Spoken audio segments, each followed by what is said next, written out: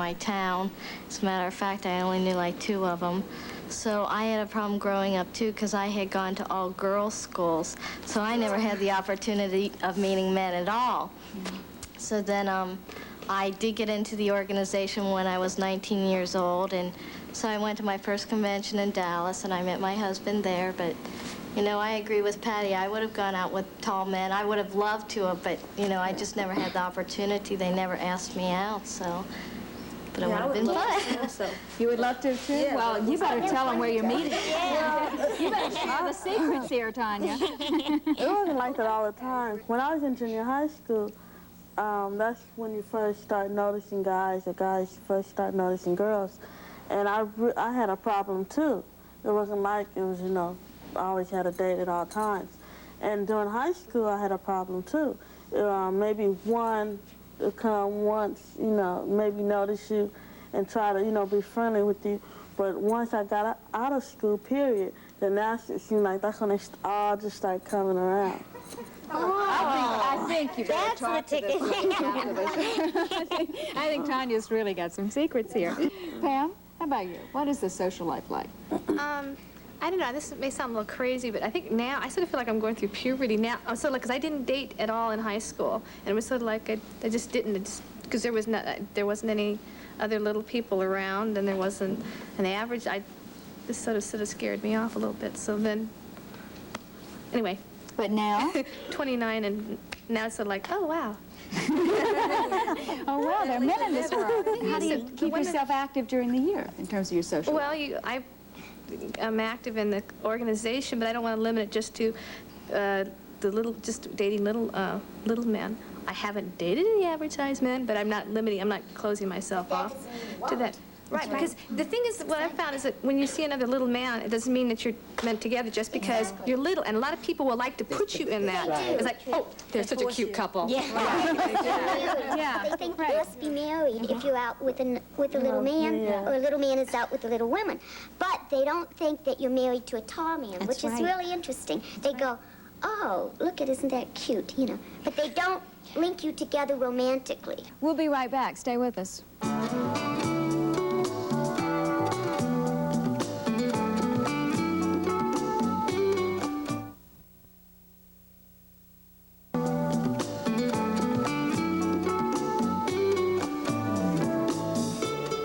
Thinking big and believing in yourself is important for anyone in this country who has life goals and vocational ambitions of any sort, and who just simply wants to feel good about themselves. But I wonder for you, as little people, are there certain doors still closed?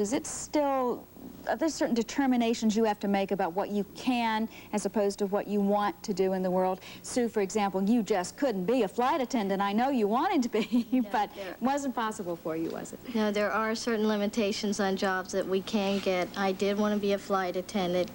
It seemed like such a glamorous job to me, but naturally there is a size requirement.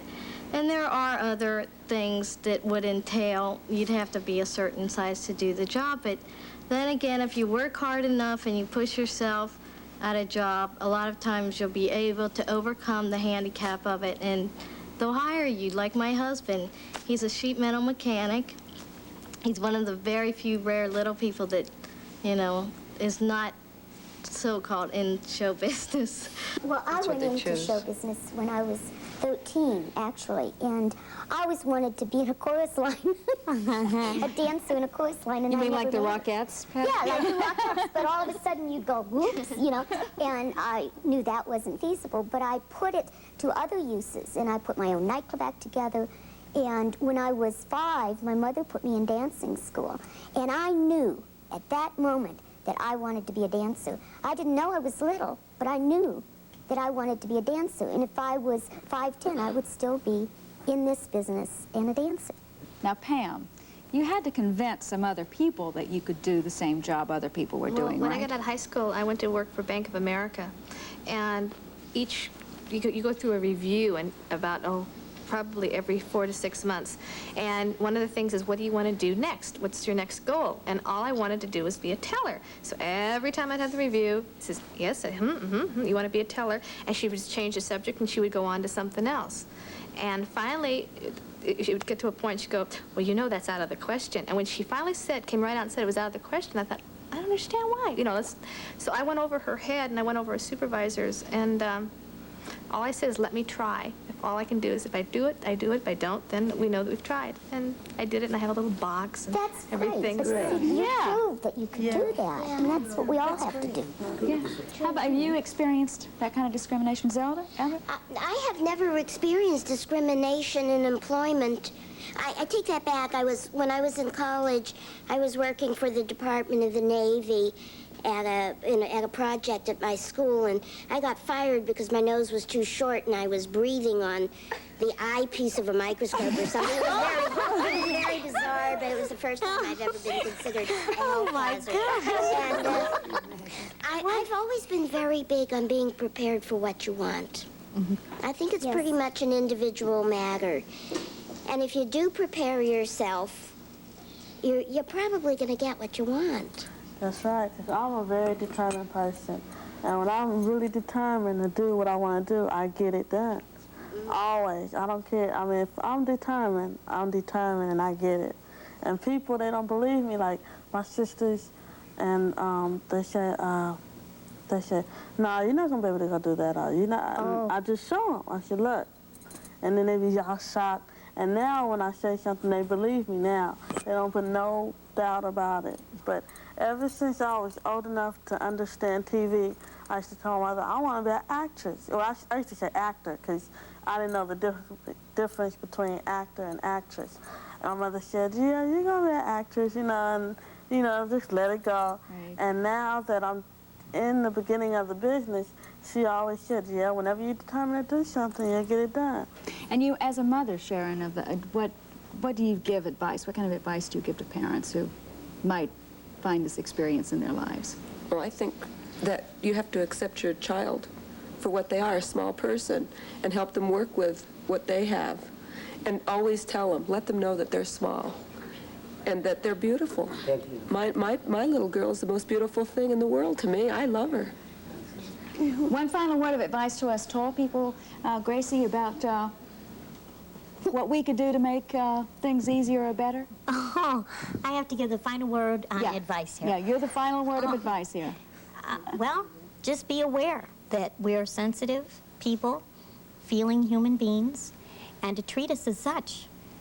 We're just smaller in stature, but we are human beings, and we can do whatever we want and set our minds to do.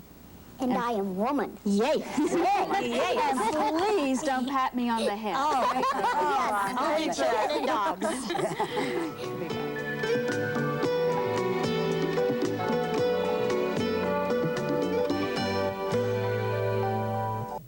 During Robert's new Marietta showroom grand opening at I-75 in the 120 Loop South, exit 112, get this Whirlpool dishwasher with porcelain enamel tub for $245. Great stories to read and all the program information you need in the new issue of TV Guide. That's entertainment. When I was growing up, I didn't spend all my time playing tennis. I also had my share of chores, like washing the family car. Now I'm breaking in my replacement. Kids today don't really realize how easy they've got it. You see, we have a Jetex. Yes, Jetex is the amazing power spray washer that accelerates water 20 times faster than normal for a power-packed spray that washes second-story windows squeaky clean. Use the fan tip to wash your car. Just power spray on the suds, rinse, and get a professional-looking car wash in just 5 minutes. You can also spray on Jetex wax to give your car a beautiful high-luster shine. And Jetex is perfect for cleaning vans and campers, mobile homes, cycles, and boats. It does all that and more, so take it from a pro. Get a Jetex. And now I can spend all my time playing tennis. Spray wash like a pro. It's fast and easy with Jetex. Look for the standard or deluxe Jetex, now available at all Eckerd Drug and Winn-Dixie.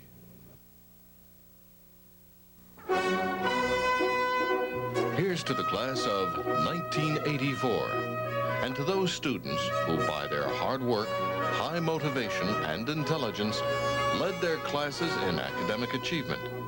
For your outstanding performance as scholars, as class leaders, and as the bright hope of our future, TV5 salutes the top students in the class of 1984. We're checking into the hectic world of rock and roll roadies Saturday at 7 on Weekend Magazine. Be sure to join us.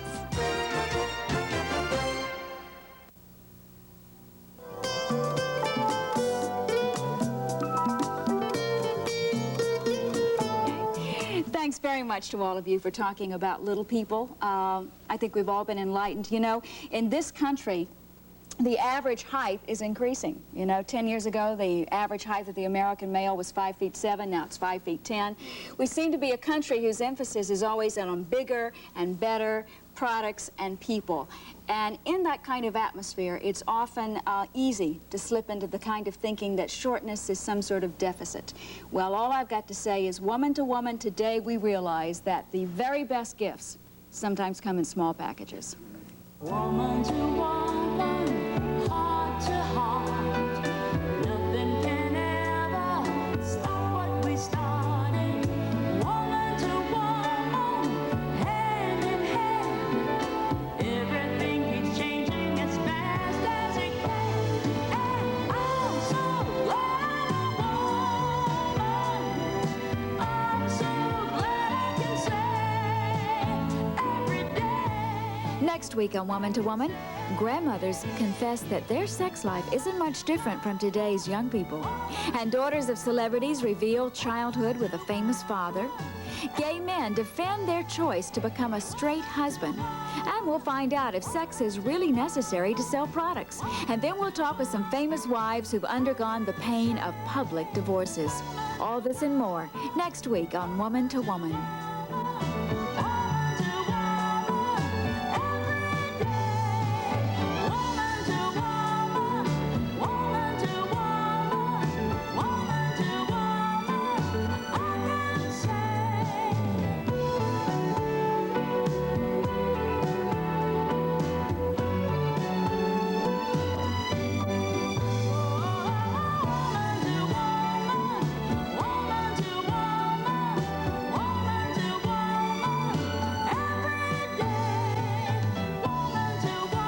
Transcript of this show, send $3 in check or money order to Woman Transcripts, Box 6000, Cincinnati, Ohio 45201.